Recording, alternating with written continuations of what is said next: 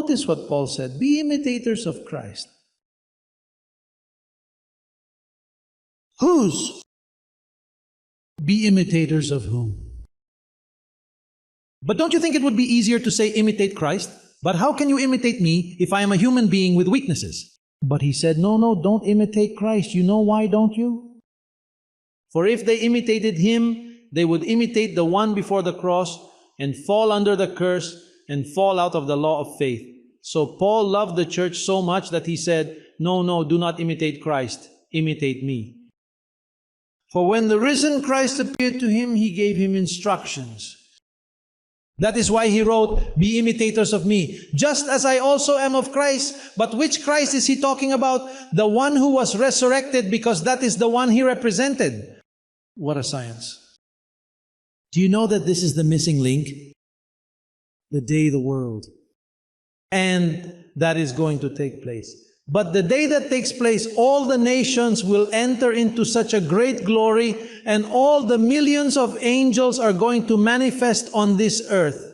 Look, they are going to take away iniquity, ignorance, diseases are going to disappear, poverty is going to disappear.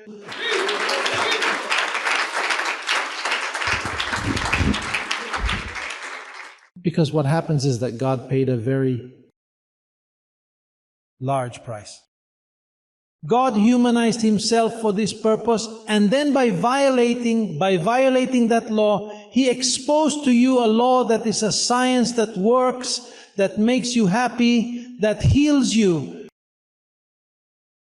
that does anything for you.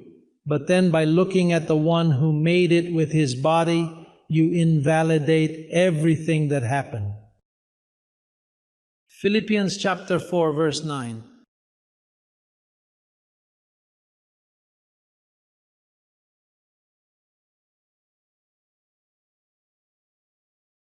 Look how the Apostle Paul speaks. What you learned. Notice that this begins with learning. This does not begin by praying for you, that you trembled, that you felt a tremor, that your hair stood up, that you saw. No, it doesn't start like that. It begins, look, quiet. That's why our meetings have to be like this. There can be no fanaticism, no boisterousness, no shouting, because then you don't learn. The idea is learning.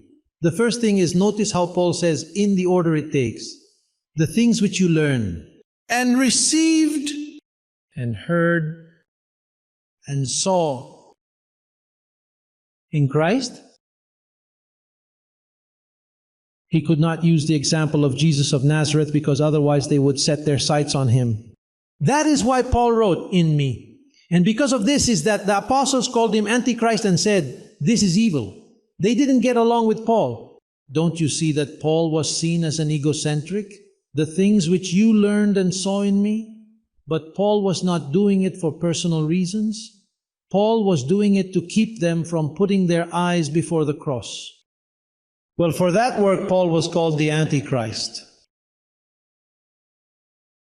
Because of that work. The church thinks that the Antichrist is something that will appear in the future. John said 2,000 years ago, the Antichrist is already among you. And it was speaking of Paul, because Paul was dividing Jesus of Nazareth from the risen one. And then since I am following the pattern of Paul's gospel, then that title is given to me as well.